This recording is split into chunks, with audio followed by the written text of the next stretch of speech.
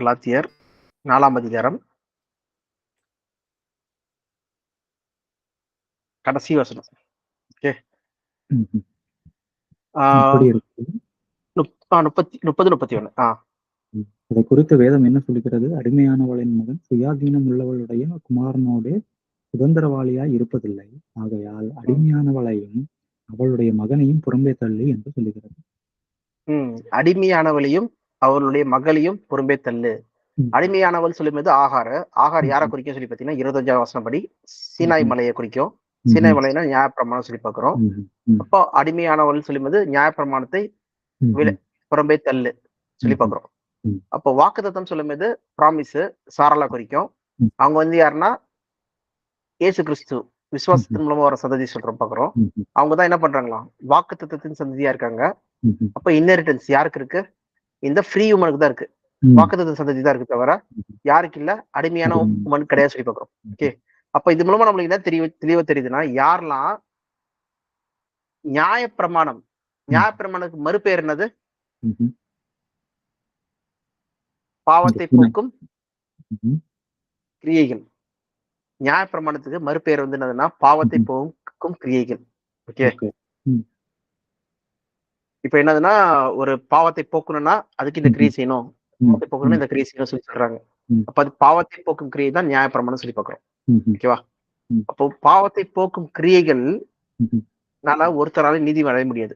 அப்ப ம். யாரெல்லாம் பாவத்தை போக்கும் கிரியைகள் செய்றாங்களோ அவங்க என்ன பண்றாங்க? ஆகாரின் ம்ஹ்ம்.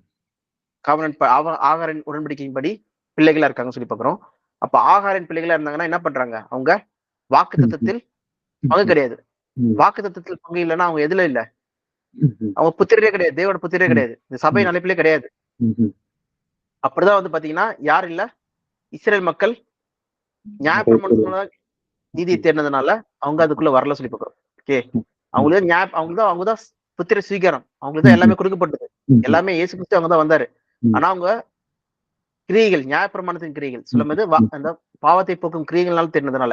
இப்ப அது வந்து நம்மளுக்கு எக்ஸாம்பிளா இருக்கு. என்ன எக்ஸாம்பிளா இருக்கு சொல்லி பாத்தீங்கன்னா, இப்ப இருக்க கிறிஸ்தவர்களும், இப்ப இருக்கிற முக்காவாசி கிறிஸ்தவர்களும் என்ன பண்றாங்க? இந்த பாவத்தை போக்கும் கிரியைகளை தான் செஞ்சுட்டு இருக்காங்க சொல்லி பார்க்கிறோம். ஓகே. அப்ப அவங்க வந்து பாத்தீங்கன்னா நீதியை அவங்க வந்து சபையாக முடியுமா சொல்லி பாத்தீங்கன்னா கிடையாது. ஓகே. இப்ப ஹிந்துவா இருக்கட்டும், முஸ்லீமா இருக்கட்டும், கிறிஸ்டினா இருக்கட்டும், ஜெயினிசமா இருக்கட்டும், புத்திசமா இருக்கட்டும், எல்லாருமே என்னது இந்த மாம்சீக சரீரத்தின் அபிப்பிராயத்துல தான் வந்து ஓடிட்டு இருக்காங்க சொல்லி பார்க்கிறோம். ஓகே. ஃபுல்லாவே எல்லாமே. ஆனா இந்த அழைப்பு, சபையின் அழைப்பு மட்டும் தான் என்ன சொல்லுதுன்னு சொல்லி பாத்தீங்கன்னா, நீ ஞானஸ்தானம் நம்ம எடுக்கும்போது நம்ம சரீரத்துக்கு மறிச்சிட்டோம். கரெக்டா? எங்கன்னா ரோமர் 6ஆம் அதிகாரத்துல நம்ம படிச்சோம். 1ஆம் வசனம் 1-2ல நீங்க கிறிஸ்துக்குள் ஞானஸ்தானம் எடுக்கும்போது இந்த மாம்ச சரீரத்துக்கு மறிச்சிட்டீங்க. இப்ப பிழைச்சிருக்கிறது கிறிஸ்துவுக்குள் பிழைத்திருக்கீங்க, உயிர் தெழுந்திருக்கீங்க சொல்லி பாக்குறோம். Okay. You are resurrected in Christ சொல்லி பாக்குறோம். ஓகேவா? அப்ப நம்ம வாழ்றது வந்து பாத்தீங்கன்னா, இனி நான் பூமிக்குரிய வாழ்க்கை வாழாதபடிக்கு நான் கிறிஸ்துவின் நிமித்தம் வாழும் வாழ்க்கையை நான் வாழ்ந்துட்டு இருக்கேன். ஓகே. அப்ப என்ன பரம அழைப்புக்கு பங்குள்ள மக்களை. அதனாலதான் அதுக்கப்புறம் வர விஷயங்கள் எல்லாமே சபைக்கு சொல்லப்படுறது என்னதுன்னா, இயேசு கிறிஸ்து சொல்றது என்னதுன்னா பரலோகவாசி. இதனால்தான் யோவான் 1ஆம் அதிகாரம் கடைசி வசனம் படிங்க. ஜான் 1 கடைசி வசனம். ஜான் 1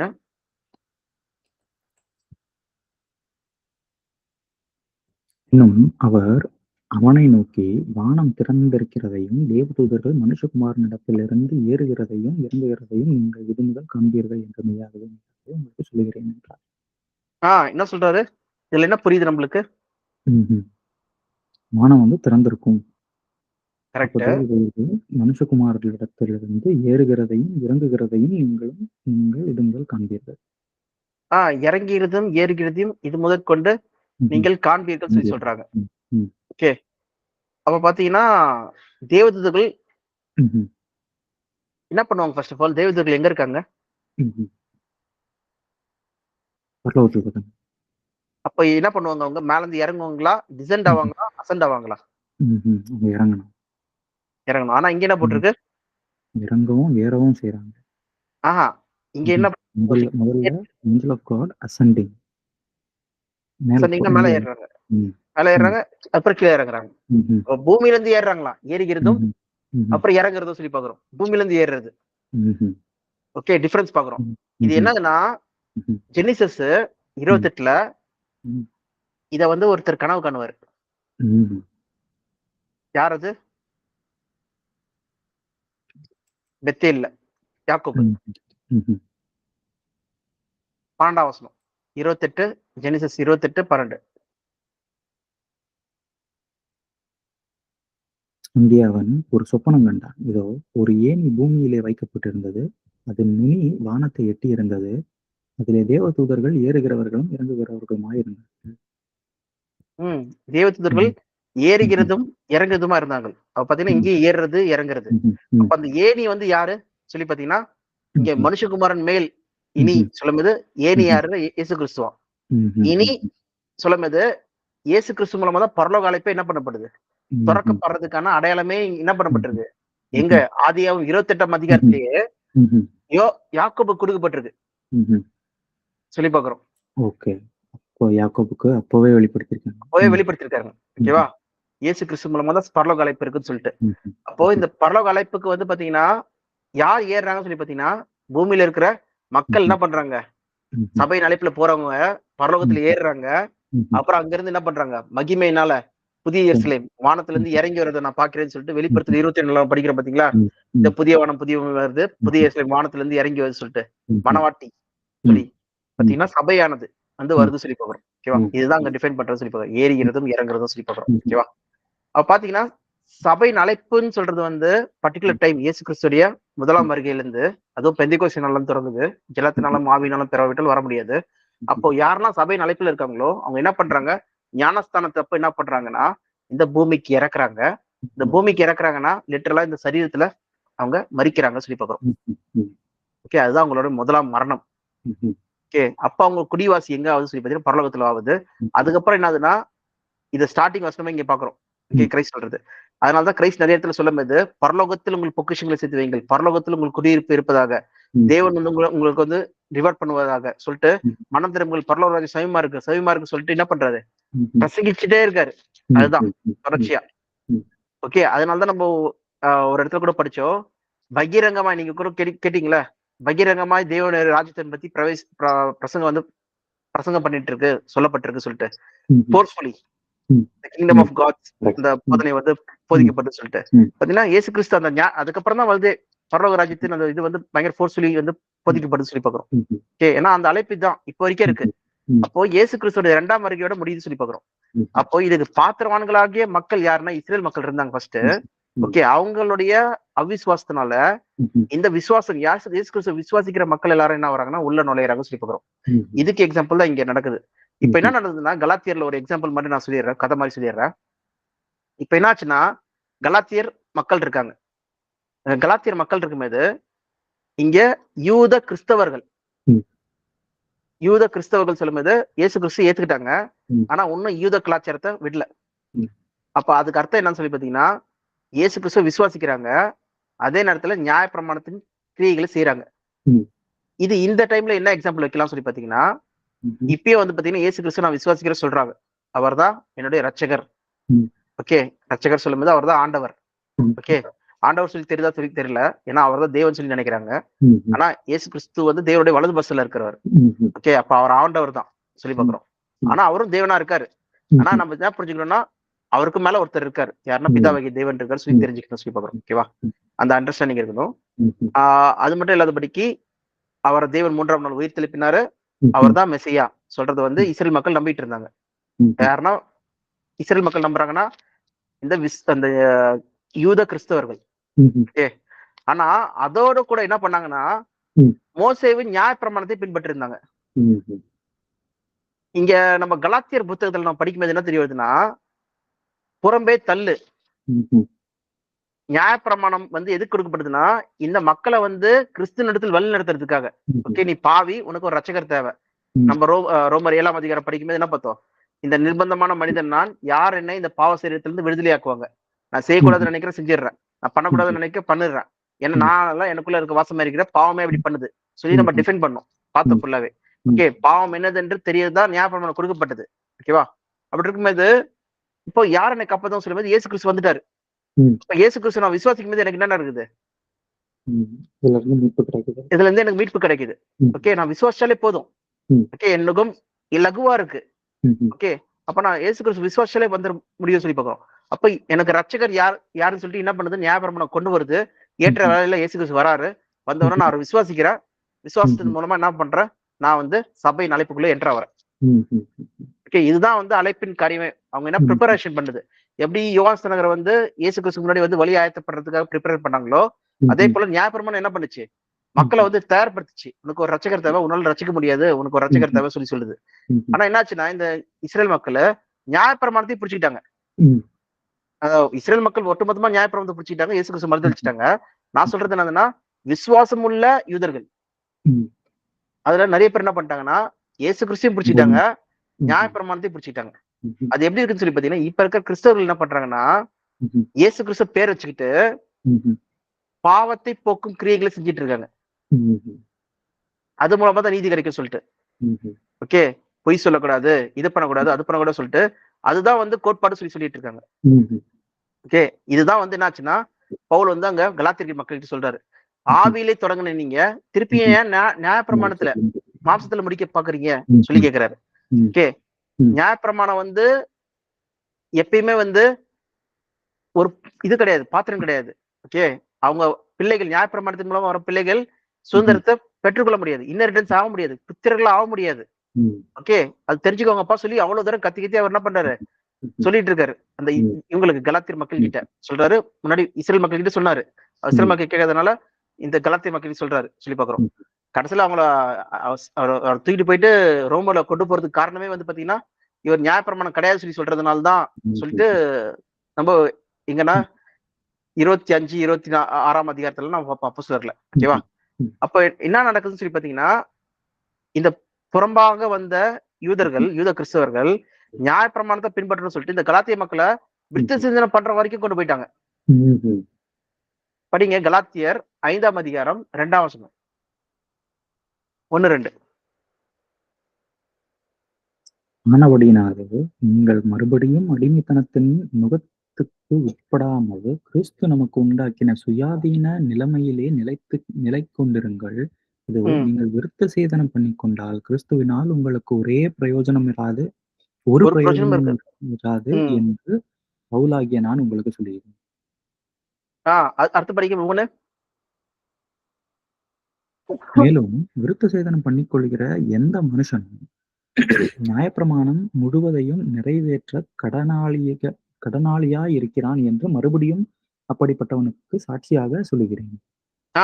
அப்போ நியாயப்பிரமாணத்தை நீ என்ன பண்றனா, நீ இயேசு கிறிஸ்து மூலமா ஒரு நீதியை வந்து நீ எதிர்பார்க்கல, விசுவாசம் மூலமா ஒரு நீதியை எதிர்பார்க்கல, வாக்குத்தத்தத்தை நீ பிடிச்சிக்கல, 430 வருஷம் கழிச்சு வந்த நியாயப்பிரமாணத்தை நீ பிடிச்சிக்கிற. நீ வந்து அப்பா அம்மாவை வந்து பிடிச்சிக்கல, நீ என்ன பண்ண, கார்டியன் உன்னைய வந்து பாத்துக்கிட்ட ஆளை வந்து நீ பிடிச்சிக்கிட்ட சொல்லி சொல்றாரு.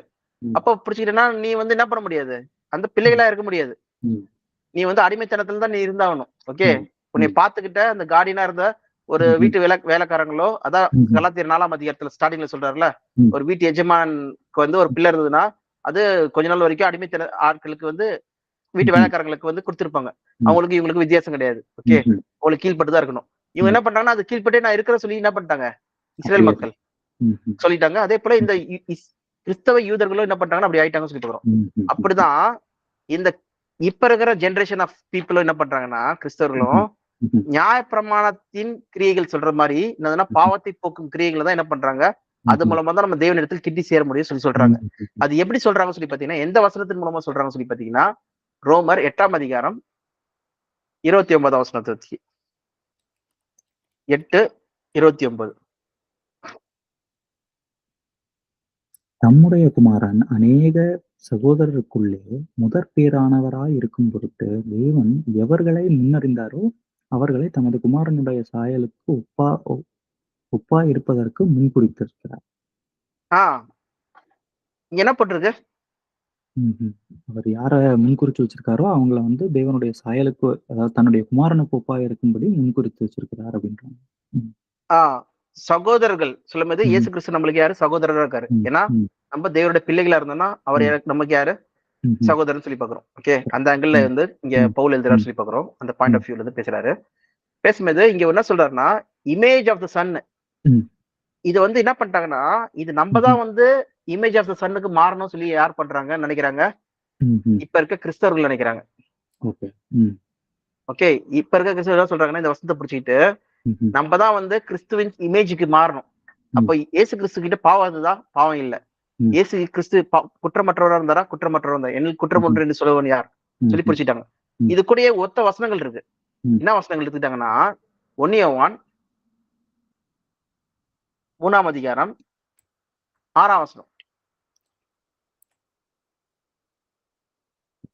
அவரில் நிலைத்திருக்கிற எவனும் பாவம் செய்கிறதில்லை. பாவம் செய்கிற எவனும் அவரை காணவும் இல்லை, அவரை அறியவும் இல்லை. என்னப்பா இப்படி போட்டிருக்கு? அவரில் நிலைத்திருக்கிறவன் எவனும் பாவம் செய்வதில்லை. பாவமே செய்வதில்லையா? அவரில் நிலைத்திருக்கிறவனும் என்னது பாவம் செய்கிறவனும் அவரில் அறிந்ததில்லை, காணவும் இல்லை, அறியவும் இல்லை. காணவும் இல்லை, அறியவும் இல்லை. இது எப்படி இது? இவ பாவம் செய்ய முடியாது சொல்லி யாராவது சொல்ல முடியுமா? பாவம் இல்ல சொல்லிட்டு. இப்ப நீங்க வந்து நம்ம என்ன பண்றோம்னா, ஞானஸ்தானத்தப்போ நம்ம பூமிக்கு மறிச்சிட்டோம். சரீரம் மறிச்சிச்சு. ரெக்கன் பண்றோம். இப்ப கிறிஸ்துக்குள் வாழ்றோம். நம்ம வாழ்ற சரீரம் வந்து என்னது? இந்த பொக்கிஷத்தை மண்பாண்டத்துல வச்சிருக்கோம் சொல்லி சொல்றாங்க. ஓகே. இன்னொன்னு சொல்றதுன்னா, outwardly we are wasting away but inwardly we are being renewed சொல்லி போட்டிருக்கு. ஓகேவா? நமக்கு இல்ல பாவம் இல்ல சொல்ல முடியுமா? முடியாது. ஓகே. அப்ப ஏன் இந்த வசனம் இப்படி இருக்கு? இதே மாதிரி 9ஆம் வசனம் படிங்களா? தேவனால் பிறந்த எவனும் பாவம் செய்யான், ஏனெனில் அவருடைய வித்து அவனுக்குள் தரித்திருக்கிறது. அவன் தேவனால் பிறந்திருக்கிறபடியினால் பாவம் செய்ய மாட்டான். ஓகே. பாவமே செய்ய மாட்டானா? திருப்பி சொல்லுது, பாவமே செய்ய மாட்டான் சொல்லி போட்டிருக்கு. இது இங்கேயோ எடுத்ததா பாத்தீங்கன்னா இப்படியும் கிடையாது. 1 யோவான் 5ஆம் அதிகாரம்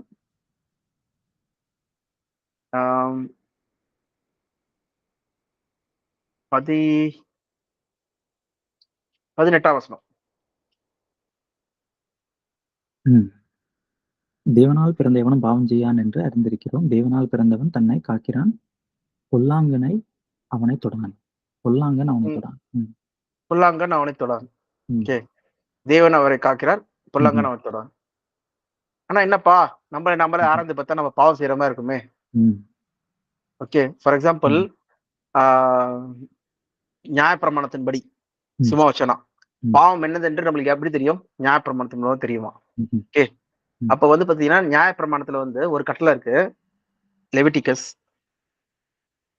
19:19.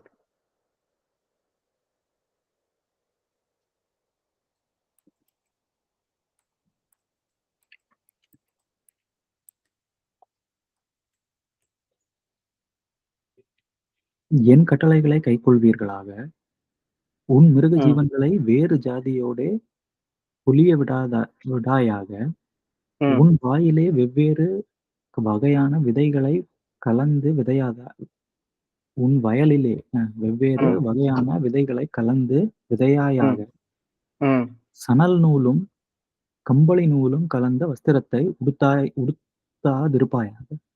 என் கட்டளைகளை கை கொள்வாயாக. ஃபர்ஸ்ட் வார்த்தையே அதான் 19ல. ஓகேவா? கீப் மை டிகிரீஸ் கமாண்ட்மெண்ட்ஸ் சொல்லி பாக்குறோம். அப்ப பாத்தீங்கன்னா நம்ம வந்து எல்லாமே தப்பு செய்யறோம். 2 அனிமல்ஸ் வந்து மேட் பண்ண வைக்கிறோம்னா, ஆமா நம்ம வளர்க்குற நாயே என்னது அப்படிதான். ஓகே. அதே போல பாத்தீங்கன்னா நம்ம என்ன பண்றோம்? நம்ம சாப்பிடுற சிக்கன், மட்டன் எல்லாமே என்ன இருக்கு? எல்லாமே வந்து 2 அனிமல் கலந்ததுதான். ஓகே. எல்லாமே ஹைபிரிட். ஓகே. சாப்பிடுற வெஜிடபிள்ஸ் சொன்னாலும் என்னது? ஹைபிரிட் தான். ஓகே. பியூர் பிரீடே கிடையாது. ஓகேவா? அப்புறம் நெக்ஸ்ட் வந்து நம்ம போடுற துணி என்னது? கலந்ததுதான். ஓகே. டெரி காட்டன் எல்லாமே கலந்ததுதான் சொல்லி பாக்குறோம். அப்போ நார்மலாவே நம்ம பாவம் செய்யறோமே. யோசிச்சு பாருங்க. இது நம்மளுடைய அண்டர்ஸ்டாண்டிங்க்கு. இஸ்ரேல் மக்கள் என்ன பண்றாங்கன்னா, அவங்களுடைய விஷயத்துல வந்து நம்ம பார்க்கும்போது சரி, இஸ்ரேல் மக்கள் வந்து இத பத்தி என்ன சொல்றாங்க சொல்லி பாத்தீங்கன்னா, அவங்க வந்து கபாலா சொல்லி ஒரு சிஸ்டமே கொண்டு வந்திருக்காங்க. ஓகே. ஏன் அது கொண்டு வந்தாங்கன்னா, அது மிஸ்டிசிசம். நம்ம ஏற்கனவே சும்மா டிஸ்கஸ் பண்ணிருக்கோம். ஓகே. கபாலா சொல்றது என்னதுன்னா, இவங்களால நியாயப்பிரமாணத்தை பின்பற்ற முடியல. அது ஒரு பிறவினால நம்ம செய்ய முடியாது. அதுக்கு மல்டிபிள் பிறவி வேணும். திருப்பி திருப்பி நம்ம பிறந்து என்ன பண்ணுமா? நம்ம நிறைவேற்றணும். அதுக்காக தான் நியாயப்பிரமாணம் கொடுக்கப்பட்டிருக்கு சொல்லிட்டு அவங்க ஒரு தியாலஜி கொண்டு வந்துட்டு அவங்க ஒரு என்ன பண்றாங்க, அந்த மிஸ்டேக்ஸ் வந்து ஃபாலோ பண்ணிட்டு இருக்காங்க. ஓகே, அப்ப பாத்தீங்கன்னா ஒரு 16 இது எப்ப அவங்க நிறைவேற்றவும் தெரியாது, யாருக்கு தெரியும். ஓகே, ஃபர்ஸ்ட் அவங்க பிறக்குறாங்களா, அவங்க தான் பிறக்குறாங்களா சொல்லி யாருக்குமே தெரியாது. ஓகே, ஆனா அவங்களே ஒரு கதை வச்சுட்டு அப்ப நம்ம திருப்பி திருப்பி பிறந்து நியாயப்பிரமாணத்தை பின்பற்றுறது நம்மளோட முக்கியமான வேலை சொல்லி மோசேவின் கற்பனைகள் தான் புடிச்சுக்கிட்டாங்கன்னு சொல்லி பாக்குறோம். சோ இது இஸ்ரேல் மக்கள். இப்போ தேவன் கொடுத்த நியாயப்பிரமாணம் வந்து இஸ்ரேல் மக்கள் கொடுத்த மக்களே என்ன பண்றாங்கன்னா, என்ன சொல்றாங்கன்னா, நம்மளால வந்து இந்த ஒரு பிறவினால பண்ண முடியாது, நம்மளுக்கு மல்டிபிள் பிறவி தேவைப்படும் சொல்லி அவங்க சொல்றாங்க. இந்த கிறிஸ்தவர்கள் வந்து நியாயப்பிரமாணம்னாலே என்னன்னு தெரியாது, இவங்களே செலக்டிவா வந்து சில காரியங்கள் மட்டும் எடுத்துக்கிறாங்க. ஓகே, எடுத்துக்கிட்டு நான் வந்து பரிசுத்தமாவறேன் சொல்லிட்டு நான் வந்து இதாக போறோம், நான் பியூர் கிறிஸ்துக்கு ஒப்பாய் நம்ம மாற போறோம், அதான் நம்மளோட அழைப்பு சொல்லி சொல்றது வந்து எந்த வகையில் நியாயம்? ஓகே, அப்ப என்ன பண்றாங்கன்னா, கிறிஸ்துவின் நீதியை வந்து விலக்கி அவங்க என்ன பண்றாங்க, நியாயப்பிரமாணத்தின் சுயநீதி அதை கொண்டு வராங்கன்னு சொல்லி பாக்குறோம். ஓகேவா, அப்ப யாரெல்லாம் வந்து சுயநீதி கொண்டு வராங்களோ, என்ன பாவத்தை போக்கும் கிரியைகள் மூலமா கொண்டு வரணும்னு நினைக்கிறாங்களோ, விசுவாசம் மூலமா இல்லாதபடிக்கு அவங்க என்ன பண்றாங்களா, அவங்க வெளியாகப்பட்ட மக்கள், அவங்க அடிமைத்தனத்தின் மக்கள். அதான நம்ம ஆகாரல பாக்குறோம், அடிமைத்தனத்தின் பிள்ளையை வெளியே அனுப்பு, அவங்க சுதந்திரவாளியோட பங்கு இல்ல. அதான் நம்ம படிச்சோம். ஓகே, 4ஆம் அதிகாரம் கலாத்தியர், அதுல கடைசி 2வது வசனம். ஓகே, 4வது வசனம் சொல்லி பாக்குறோம். அப்போ இது மூலமா என்ன தெரிய வருதுன்னா, இங்க ஒவ்வொரு நாளுமே நம்ம வந்து பாவத்துல உட்பட்டிருக்கோம், எல்லாருமே பாவிகள். ஓகே, அப்படி இருக்கும்போது இந்த வசனம் ஏன் வந்து இந்த மாதிரி போட்டிருக்கு? 1 யோவான் 5ஆம் அதிகாரம் 18 ஏன் இப்படி போட்டிருக்கு? பாவத்தை செய்யான் சொல்லி போட்டிருக்கு. 1 யோவான் 3ஆம் அதிகாரம் பாவத்தில் நிலைத்திருக்க மாட்டான், பாவம் பண்ண மாட்டான் சொல்லி ஏன் போட்டிருக்கணும்? இதுவும் போட்டுட்டு இதுக்கு மேல இன்னொன்னு போட்டிருக்காங்க. என்னதுன்னா 1 யோவான் 1ஆம் அதிகாரம் 8ஆம் வசனம்.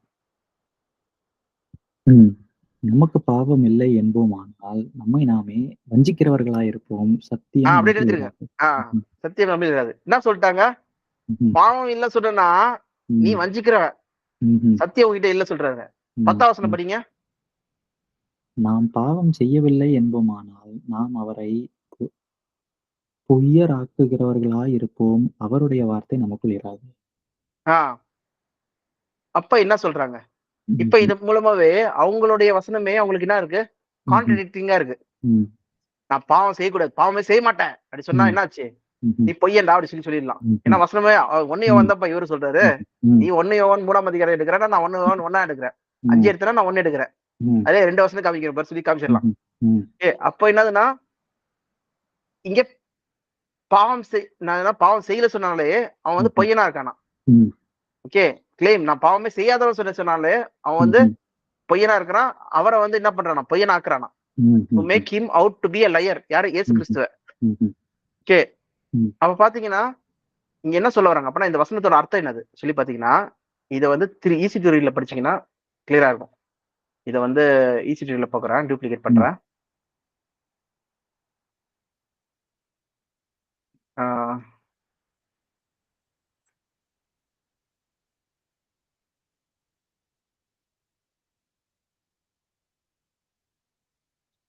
Tamil Tamil Tamil Tamil Tamil easy theory.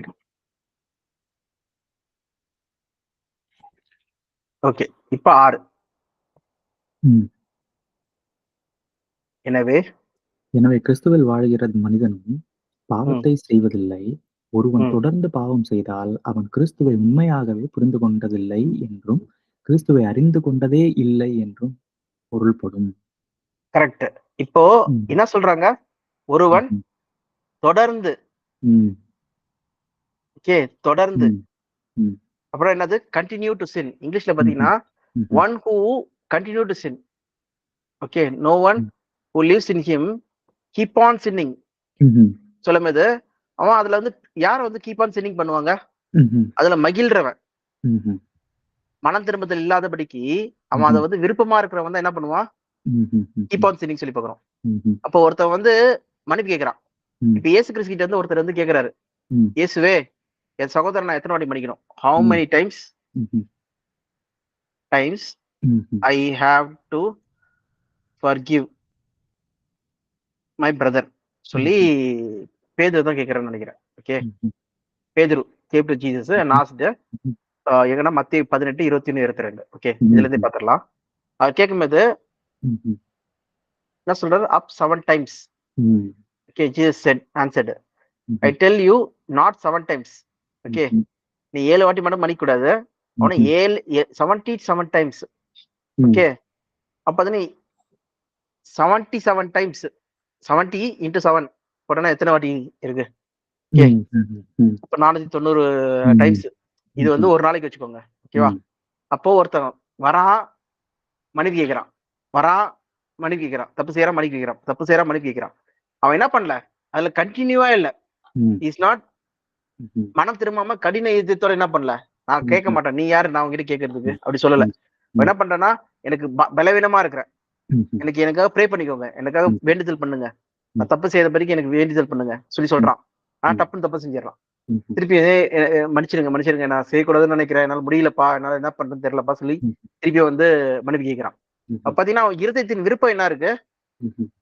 மனு பணம் திரும்பதான் இருக்கு. மனம் இதான் திறப்பது. பவுல் சொல்றாருல 7ஆம் ம். அதிகாரம் ம். ரோமர் 7ல வந்து, நான் செய்யக்கூடாதுன்னு நினைக்கிறேன், ம். ஆனா எனக்குள்ள இருக்க பாவமா அப்படி செஞ்சிருது, ம்ஹ்ம். அது நான் அல்ல, எனக்குள்ள இருக்க பாவமே அப்படி செய்து சொல்லி சொல்றாரு. ம்ஹ்ம். நிர்பந்தமான மனிதன் நான். ம்ஹ்ம். அப்போ இயேசு கிறிஸ்து அவங்களுக்கு தான் வந்திருக்காரு சொல்லி ம். பாக்குறோம். ம்ஹ்ம். கவலைப்படாதப்பா, என் நுகம் சுகமா இருக்கும், நீ கவலைப்படாத, நான் என்னை விசுவாசி, நான் உன்னை இது பண்ணிடுறேன் ம்ஹ்ம். சொல்லிட்டு. ஓகே, அந்த மரண சாபத்துல இருந்து நான் விலக்கிறேன். ஏன்னா ம்ஹ்ம். ஒரு சதத்தின்படி பாவத்தின் சம்பளம் மரணம் சொல்லி ம். பாக்குறோம். இப்ப ம். மரணத்துல இருந்து ஜீவன் கிடைக்கணும்னா என்ன பண்ணணும்? இயேசு கிறிஸ்து விசுவாசிச்சதான் கிடைக்கும் ம்ஹ்ம். சொல்லி பாக்குறோம். அப்ப பாத்தீங்கன்னா இங்க சொல்ல வர்றது என்னன்னா, அந்த மக்கள் என்ன பண்றது இல்லையா, கண்டினியூ பண்றது இல்ல, ம்ஹ்ம். தொடரான். ம். அவங்க என்ன பண்றாங்களா, பாவத்தில் தொடராதபடிக்கு அவங்க வந்து மனம் திரும்புற மக்களா இருக்காங்க. இப்ப ம்ஹ்ம். மனம் திரும்புதல் தான் இங்க இம்பார்ட்டன்டான விஷயம். ம்ஹ்ம். First point. ஓகேவா? ம்ஹ்ம். அதனால்தான் இது இது மட்டும் கிடையாது. இங்க இந்த எல்லா வசனத்தையும் பார்க்கலாம். இது பார்த்துட்டுமா 9ஆம் ம். வசனம் படிக்கலாம். தேவன் ஒருவனை அவரது ம், பிள்ளையாக மாற்றும்போது அவன் ம். பாவத்தை தொடர்ந்து செய்வதில்லை. என்ன போட்டிருக்கு? பாவத்தை தொடர்ந்து தொடர்ந்து செய்வதில்லை. அவன் ம். அதுல வந்து என்ன பண்ணல, கடின இதயத்தோட என்ன பண்ணல, கன்டினியூ ம். பண்ணல. அவன் என்ன ம். பண்றான், மனம் திரும்புறவனா இருக்கிறான். ம்ஹ்ம். ம். ஓகே, அந்த இருதயத்தை கொடுக்குறாராம். அது எப்படி ம்ஹ்ம். கொடுக்குறான்னு சொல்லி தான் நம்ம நெக்ஸ்ட் பார்க்க போறோம். ஓகேவா? ம்ஹ்ம். ஏன் அடுத்தபடி தேவன் ஆ ம் ம். இதே இடத்துல கன்டின்யூ பண்றோமா? இல்ல வேற இடத்துக்கு வரணுமா? அப்படியே கண்டிப்பா பண்ணலாம், கண்டிப்பா பண்ணலாம். ஏன் தேவன் அவனுக்கு அளித்த புது வாழ்க்கை அவனில் நிலைத்திருக்கிறது. ம், எனவே அம்மனிதன் பாவத்தில் தொடர முடியாது. ஏன் அவன் ம். தேவனின் பிள்ளையாக மாறியிருக்கிறான். உனக்குள்ள என்ன இருக்கு? மனம் திரும்புதல் இருக்கு. ம்ஹ்ம். முந்தி என்னது இல்ல, மனம் திரும்புதலே இல்ல. ம்ஹ்ம். ஓகேவா? அவன் மனம் திரும்புறான். ஆக்சுவலா ம். பாத்தீங்கன்னா கண்டிப்பா என்னதுன்னா, பாவம் செய்யக்கூடாதுன்னா செய்யக்கூடாதுதான் சில ம். விஷயங்கள. ஓகே, அது நம்மளுக்கு தப்புன்னு தெரிஞ்சதுன்னா நம்ம உடனே என்ன பண்ணணும், அதுக்கு மனம் திரும்பணும். ம். ஓகே, ஃபார் எக்ஸாம்பிள் யார் தேவன் ராஜ்யத்துல வர முடியாதுன்னு சொல்லி பாத்தீங்கன்னா, எபேசியர் எபேசியர்ல கலாத்தியர் ம்ஹ்ம். 5ஆம் அதிகாரம்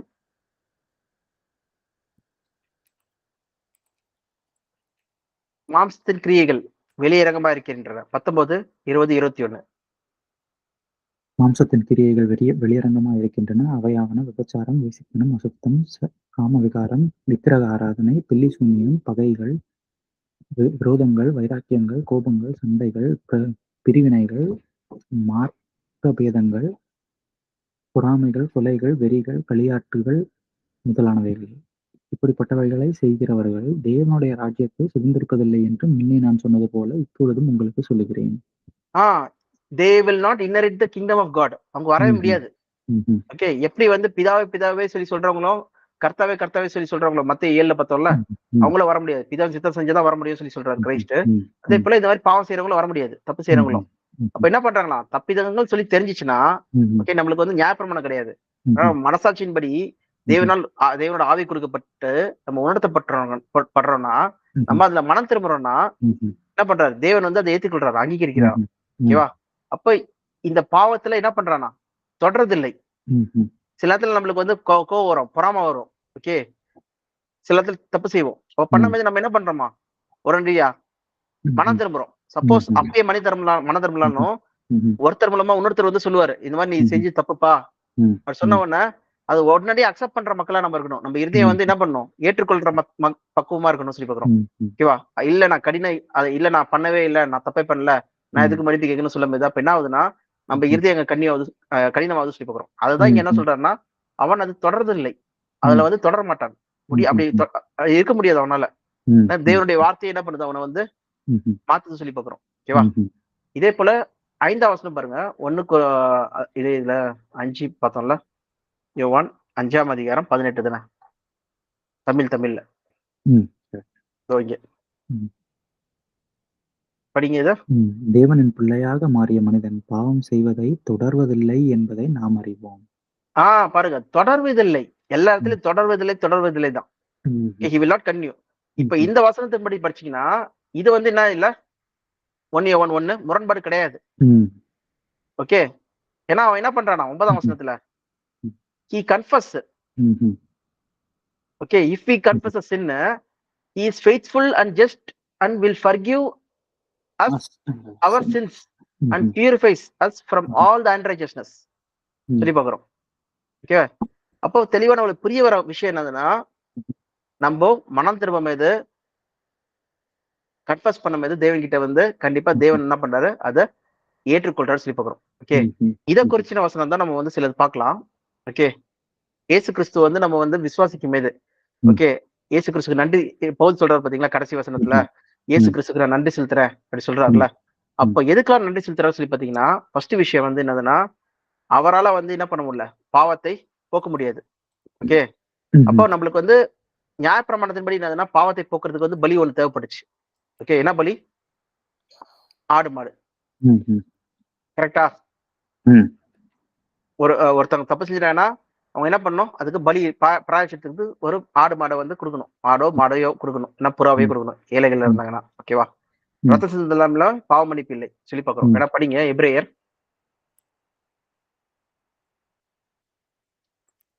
9ஆம் அதிகாரம் 22ஆம் வசனம். நியாயப்பிரமாணத்தின்படி கொஞ்சம் குறைய எல்லாம் இரத்தத்தினாலே சுத்திகரிக்கப்படும். ரத்தம் சிந்துவது இல்லாமல் மன்னிப்பு உண்டாகாது. அப்ப ரத்த சிந்துதல் இல்லாமல் பாவ மன்னிப்பு இல்லை சொல்லி பாக்குறோம். ஓகேவா? அப்போ ரத்த சிந்துதல் சொல்லும்போது ஃபர்ஸ்ட் நியாயப்பிரமாணத்தின் மூலம் என்ன பண்ணாங்க, இந்த புல்ஸ் ஆடு மாடுகளுடைய பலிகளை செலுத்தினாங்க சொல்லி பாக்குறோம். படிக்க 13ஆம் வசனம், அதுலயே 9:13. அது எப்படி ஆனது? காளை வெள்ளாட்டுக்கடா இவைகளின் இரத்தமும் தீட்டுப்பட்டவர்கள் மேல் தெளிக்கப்பட்ட கடாரியின் சாம்பலும் சரீர சுத்தியுண்டாகும்படி பரிசுத்தப்படுத்துமானால் நித்திய ஆவியினாலே பரிசுத்தப்படுத்துமானால், அப்ப வந்து அது 13ஆம் வசனம் முடியுது. ஓகேவா? என்னதுன்னா சரீர சுத்திகரிப்பு. என்ன அர்த்தம்? அவுட்வர்ட் கிளீனிங் சொல்றது. ஒரு குளிச்சா என்ன பண்ணுது, நம்ம ஃப்ரெஷ்ஷா தோணுது நம்மளுக்கு. ஓகே, நம்ம வந்து ஃப்ரெஷ் ஆயிரும், பாடி வகையில ஃப்ரெஷ் ஆயிரும் சொல்லி பாக்குறோம். சோ அவுட்வர்ட்லி மட்டும் தான் இது கிளீன் ஆகுது சொல்லி பாக்குறோம். ஓகேவா? ஆனா இன்வர்ட்லி நமக்குள்ள என்ன இருக்கு, எல்லா வித காரியங்களும் உள்ள இருக்கு. ஓகே, அப்போ இயேசு கிறிஸ்துவின் பலி, ஓகே, ரத்தம் என்ன பண்ணுதான், நம்மளுடைய உள்ளந்திரியங்களை வந்து மனம் திரும்புதல் கேற்ற மக்களை நம்மளை மாத்துது சொல்லி பாக்குறோம். சுத்திகரிச்சு சொல்லி பாக்குறோம். ஒரு புதிய மனுஷனை நம்மள உண்டு பண்ணது சொல்லி பாக்குறோம். அதான் அடுத்த வசனத்தை படிக்கிறோம். 14 படிங்க. நித்திய ஆவியினாலே தம்மைத்தாமே பழுதற்ற பலியாக தேவனுக்கு ஒப்பு கொடுத்த கிறிஸ்துவனுடைய ரத்தம்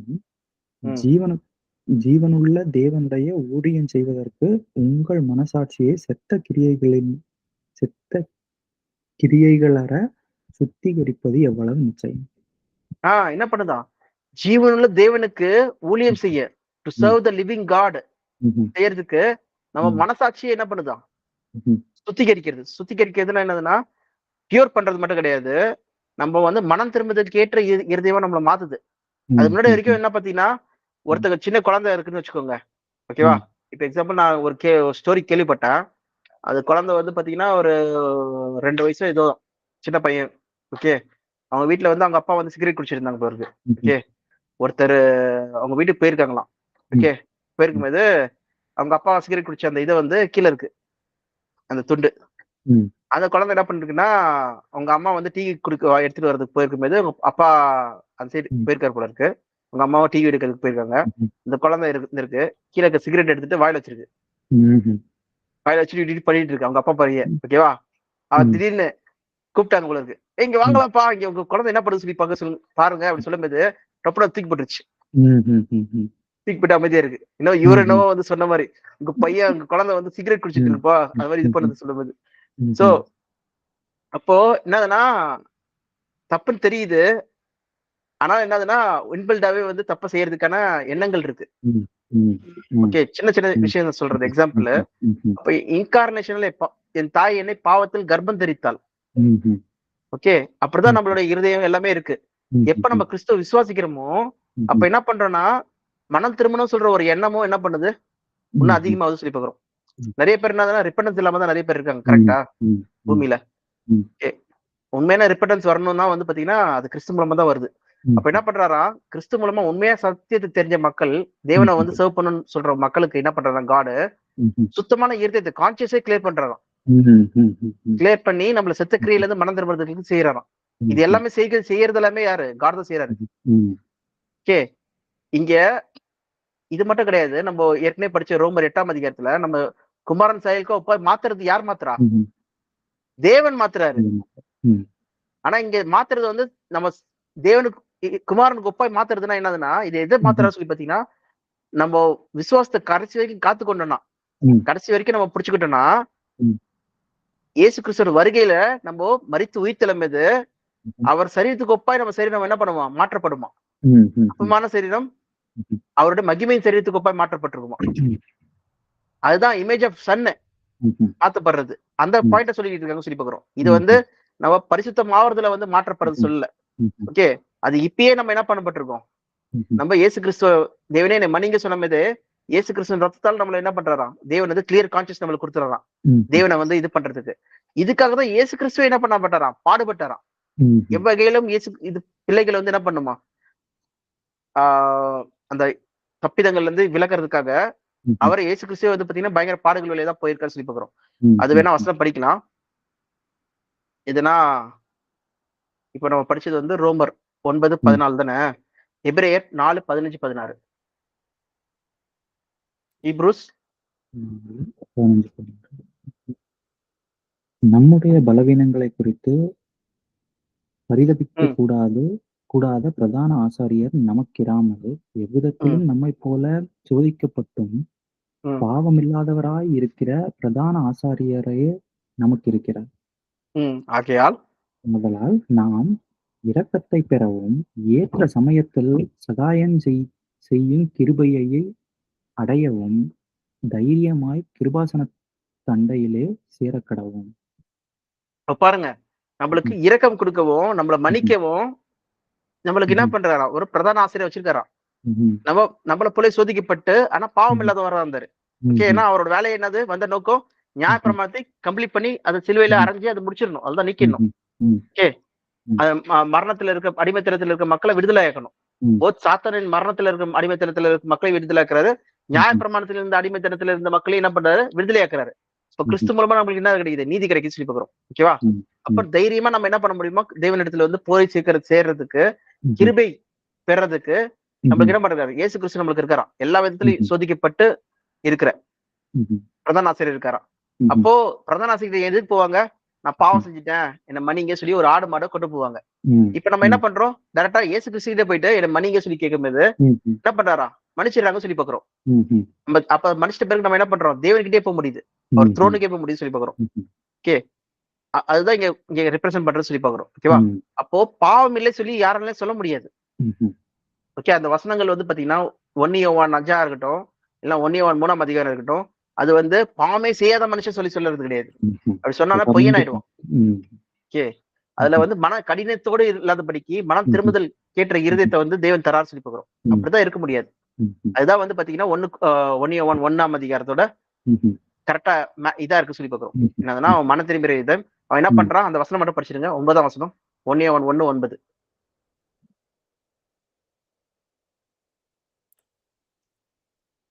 நம்முடைய பாவங்களை நாம் அறிக்கையிட்டால் பாவங்களை நமக்கு மன்னித்து எல்லா அநியாயத்தையும் நீக்கி நம்மை சுத்திகரிப்பதற்கு அவர் உண்மையும் நீதியும் உள்ளவராய் இருக்கிறார்.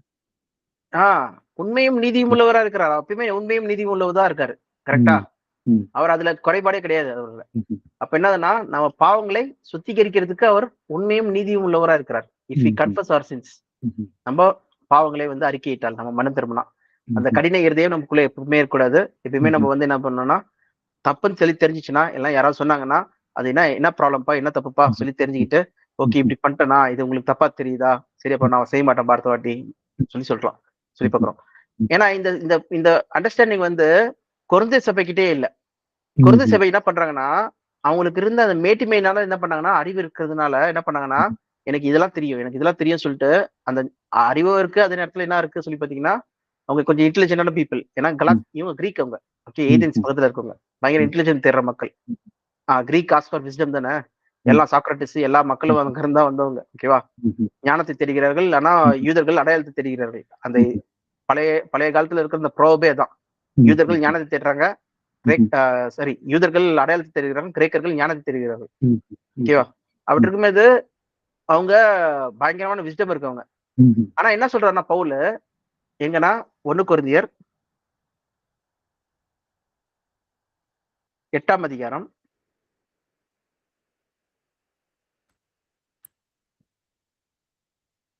1, 2, 3. விக்கிரகங்களுக்கு படைக்கப்பட்டவைகளை குறித்த விஷயத்தில் நாம் எல்லாருக்கும் அறிவு உண்டென்று நமக்கு தெரியும். அறிவு இருமாப்பை உண்டாக்கும், அன்போ பக்தி விருத்தியை உண்டாக்கும். ஒருவன் பாருங்க, லவ் பில்ட்ஸ் அப், ஆனா நாலேஜ் பஃப்ஸ் அப். என்னதுன்னா அறிவு இருக்குன்னு சொல்லிட்டு என்ன பண்றாங்கன்னா, தங்களுக்கு மேன்மை பாராட்டுறாங்கன்னு சொல்லி பார்க்கிறோம் அந்த மக்கள். ஓகேவா? அடுத்த வருஷம் படிங்க. ஒருவன் தான் ஏதேனும் ஒன்றை அறிந்தவன் என்று எண்ணிக்கொள்வானானால் ஒன்றையும் அறிய வேண்டிய பிரகாரமாக அவன் இன்னும் அறியவில்லை. ஓகே, அடுத்த வருஷம். தேவனில் அன்பு கூறுகிறவன் எவனோ அவன் தேவனால் அறியப்பட்டிருக்கிறான். அவ பாத்தீங்கன்னா, தன்னை மேன்மை பாராட்டுகிறவன், ஓகே எனக்கு எல்லாம் தெரியும்னு சொல்லி நினைக்கிறவன், அவன் ஒன்னையுமே அறிய வேண்டிய வகையில அறியல. அவ பாத்தீங்கன்னா தேவரோட அண்டர்ஸ்டாண்டிங்கே என்ன பண்ணல அவருக்கு, அவனுக்கு தரமாட்டாரு சொல்லி பாக்குறோம். அவருடைய ஆவியை, தேவரோட ஆவியை வந்து சரியா கொடுக்க மாட்டாரு சொல்லி பாக்குறோம். ஓகே, ஆனா யார் வந்து தேவனை அன்பு கூறுறாங்களோ, கூர்ந்து அவரை தெரிஞ்சுக்கணும்னு நினைக்கிறாங்களோ, அவரை சாட்சியா இருக்கணும்னு சொல்லி நினைக்கிறாங்களோ, அப்ப அறிய வேண்டிய வகையில அறிஞ்சுப்பாங்களாம் தேவனைய. எவ்வளவு சூப்பரா இருக்கு பாருங்க, காட்டுறாரு. ஓகே, தங்களை வெளிப்படுத்துறவங்க, தேவனை வெளிப்படுத்துறவங்க சொல்லி பாக்குறோம். இயேசு கிறிஸ்து சொன்ன அந்த கான்டெக்ஸ்ட். ஓகே, ஒருத்தர் தன்னை வெளிப்படுத்தினா அங்க வந்து பிதாவோட இது கிடையாது சொல்லி சொல்றாரு. ஓகே, எங்க சொல்றாருன்னா யோவான் 7:18 அங்க சொல்றாரு. ஜான் 7:18.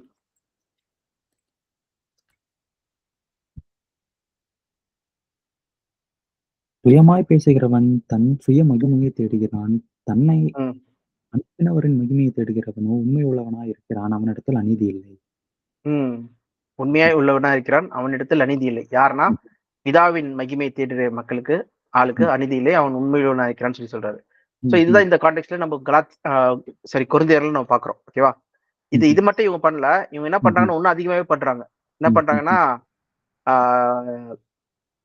இதை விட செய்யறதுக்கு எனக்கு அதிகாரம் இருக்கு சொல்லிட்டு என்ன வேணா தப்பு பண்றாங்கன்னு சொல்லி பாக்குறோம். அது நெக்ஸ்ட் நம்ம வரலாம்.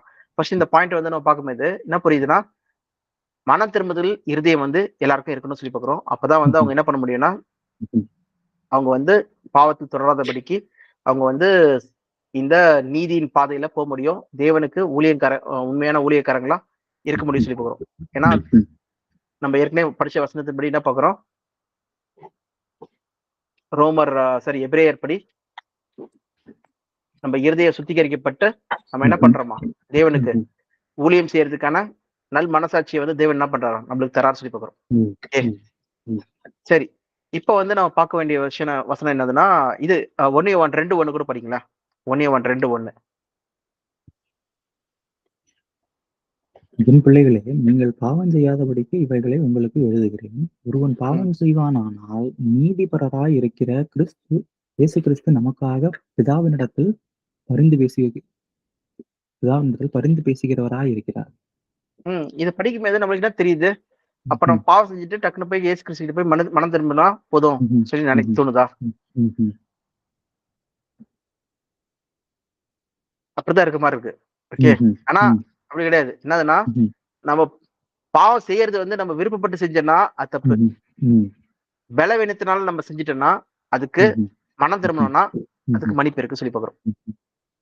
ஓகே. நம்ம வாண்டடா சுய விருப்பத்தோட அதை என்ஜாய் பண்ணி பண்ணோம்னா அதுல தேவன் பிரியமா இல்லை சொல்லி பாக்குறோம். ஓகேவா. ஆனா வந்து நம்ம தப்பிதங்கள் செய்யறது வந்து மாம்ச பலவீனத்துல செய்யும்போது அத தேவனே என்னை தடுங்க, எனக்கு உதவி செய்யுங்க சொல்லி நம்ம கேட்டுட்டு இருக்கோம். ஓகே. அது செய்யறதுக்கு முன்னாடி நம்ம ஹெல்ப் பண்ண சொல்றோம், நம்ம செஞ்சிடறோம். அப்ப தேவன் கிட்ட வந்து மனப்பூர்வமா நம்ம மனம் திரும்புறோம். ஓகே, தேவனே என்னை காப்பாத்துங்க, எனக்கு உதவி செய்யுங்க சொல்லி சொல்லும்போது கண்டிப்பா அதுக்காக வந்து மன்னிக்கிறதுக்கு சித்தமுள்ள இருக்கிறார். அதுக்குதான் வந்து பாத்தீங்கன்னா நம்மளுக்கு பரிந்து பேசுறது யார் இருக்காரா? அட்வொகேட் கிறிஸ்துவே இருக்காரு சொல்லி பாக்குறோம். பிரதான ஆசிரியரா இருக்காராம். ஓகே, அதுதான் இங்க பாக்குறது. அப்ப வந்து நியாயப்பிரமாணத்தின்படி பாத்தீங்கன்னா பலி செலுத்தினாங்க. நியாயப்பிரமாணத்தின்படி என்ன பண்ணாங்கன்னா அவங்க பிரதான ஆசிரியர் கிட்ட போனாங்க சொல்லி பாக்குறோம். அதே போல இங்க நம்ம என்ன பண்றோம்னா இயேசு கிறிஸ்து கிட்ட விசுவாசம் வைக்கிறோம். இயேசு கிறிஸ்து விசுவாசம் வச்சு இயேசு கிறிஸ்து கிட்ட மனப்பூர்வமா மனம் திரும்புறோம். ஓகே, அப்போ நம்ம வந்து மன்னிக்கப்படுறோம் சொல்லி பாக்குறோம். ஓகேவா. நம்ம பாவங்கள்ல இருந்து நம்ம மன்னிக்கப்பட்டு ஜீவனை கேட்ட அந்த தேவனோட பணி செய்யறதுக்கு நம்ம வந்து கன்னியா வரோம் சொல்லி பாக்குறோம். ஓகே. சோ இதான் இங்க சொல்ல வர காரியம் சொல்லி பாக்குறோம். ஓகே. இப்போ இதுல இன்னொன்னு விஷயம் என்னன்னு பார்த்தோம்னா ஃபர்ஸ்ட் விஷயம் என்னதுன்னா சுத்த இருதயம் வருது, மனம் திரும்புதல் வருது. மூணாவது விஷயம் தான் நம்ம பாக்குறது என்னதுன்னா கிரியைகள், நற்கிரியைகள் செய்யறது. ஓகே, இயேசு கிறிஸ்து மூலமா நன்றி செலுத்துறது என்னதுன்னா இதுக்கு முன்னாடி வரைக்கும் என்ன செஞ்சுட்டு இருந்தாங்கன்னா பாவத்தை போக்கும் கிரியைகள் தான் வந்து மெஜாரிட்டியா இருந்தது. ஏன்னா ஃபர்ஸ்ட் 2 விஷயமே வந்து அவங்களுக்கு கிடைக்கல. ஓகே, பாவம் சரியா கீழே அவங்க சுத்தமான இருதயம் கிடைக்கல. ஓகே, அவங்க மனம் திரும்புதல் வந்து ஒழுங்கா மனம் திரும்ப முடியல. ஏன்னா சுத்தமான இருதயம் இல்லைன்னா அவங்க மனம் திரும்புதல் எப்படி இருக்கும்? மெய்யான மனம் திரும்புதல் இருக்கா சொல்லி பாக்குறோம். ஓகேவா. அப்ப என்னாச்சுன்னா அதுலயே நிலத்திருக்காங்க. அப்ப பாவத்தை போக்கும் கிரியைகளை என்ன பண்றாங்க செஞ்சுட்டே இருக்காங்க. ஓகே, அதான் அர்த்த இன்கார்னேஷன் சொல்லி சொல்ற மாதிரி அர்த்தத்தை இதுல வந்து அப்படியேதான் கன்டினியூ ஆயிட்டு இருக்கு சொல்லி பாக்குறோம். ஓகேவா. ஆனா எப்ப இது கிடைக்குதோ டைரக்டா வந்து மனம் திரும்பின மக்களாயிடுறாங்க சொல்லி பாக்குறோம். இப்ப நம்ம செய்ய வேண்டிய வேலை என்னது சொல்லி பாத்தீங்கன்னா தேவனின் கிரியைகள் செய்யறதுக்கு. அதான் நம்ம எபிரேயர்ல படிச்சோம். எபிரேயர் 9ஆம் அதிகாரத்துல அந்த 14ஆம் வசனத்துல கடைசி வசனத்துல என்ன சொல்லிச்சோம்? so that we may serve the living God. அதுதான் so that we may serve the living God. ஜீவனுள்ள தேவனை சேவிக்க நம்ம அழைக்கப்பட்டிருக்கோம். ஓகே, அதுதான் முடிஞ்சிச்சு. இப்ப நம்ம என்னதுன்னா அவங்க செஞ்ச கிரியை என்னது? நியாயப்பிரமாணத்தின் கிரியைகள், மரணத்துக்கு ஏதுவான கிரியைகள் அதே செஞ்சிட்டு இருந்தாங்க. இங்க என்னதுன்னா அதுல இருந்து நம்ம விலகி என்ன பண்ணிட்டோம்? சர்விங் த லிவிங் காட் ஆயிட்டோம் சொல்லி பாக்குறோம். சோ இதான் இங்க நம்ம பாக்குற டிஃபரன்ஸ். ஓகேவா. இப்ப இதுதான் நம்ம செய்ய வேண்டியது. எதுனா சர்விங் த லிவிங் காட். அப்போ சர்விங் த லிவிங் காட்னா என்ன கிரியை செய்யணும் சொல்றதா நம்ம நெக்ஸ்ட் பார்க்க போறோம். இப்போ ஓரளவு புரிஞ்சிச்சுல?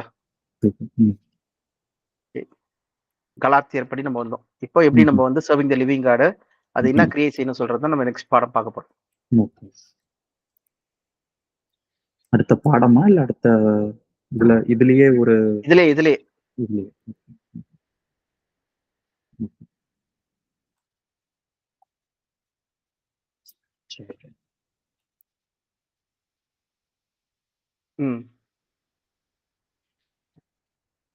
சோ இன்னும் 2 கிளாஸ்ல இது முடிஞ்சிரும் ஓவராலா. ஓகே, அப்புறம் நம்ம 8th கிளாஸ் அப்புறம் 9th 10th அதெல்லாம் சிம்பிள் தான். ஓகே.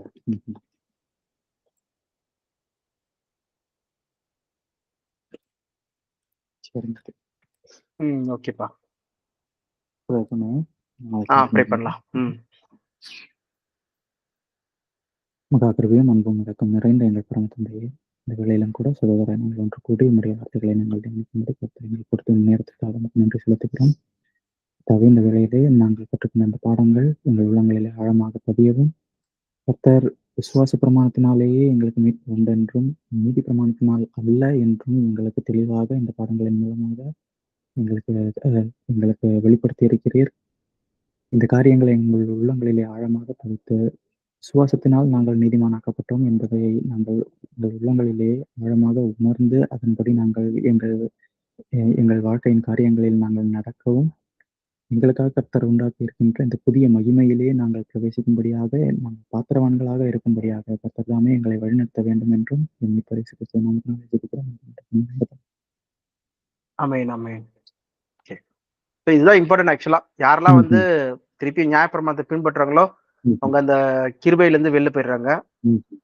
ஓகே, அந்த எல்லாத்துமே கிருபையே போயிடுது அவங்களுக்கு. அதனாலதான் வந்து புத்தி இல்லாத கலாத்தியரே சொல்லி அவ்வளவு கஷ்டப்பட்டு திட்டுறாரு. அத்தனை 6 அதிகாரம் எடுக்கிறாரு அவங்களுக்கு.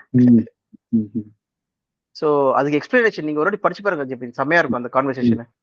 நம்ம வேணா ஒரு நாள் கூட நம்ம வந்து ஸ்பெண்ட் பண்ணலாம். 6ஆம் கலாத்தியர் ஃபுல்லாவே படிக்கிறது. ஓகே, சரி சரிப்பா. சரி மேத்யூ. நான் கண்டினியூ பண்ணுவோம். நாளைக்கு கண்டிப்பா பண்ணலாம். பாய்.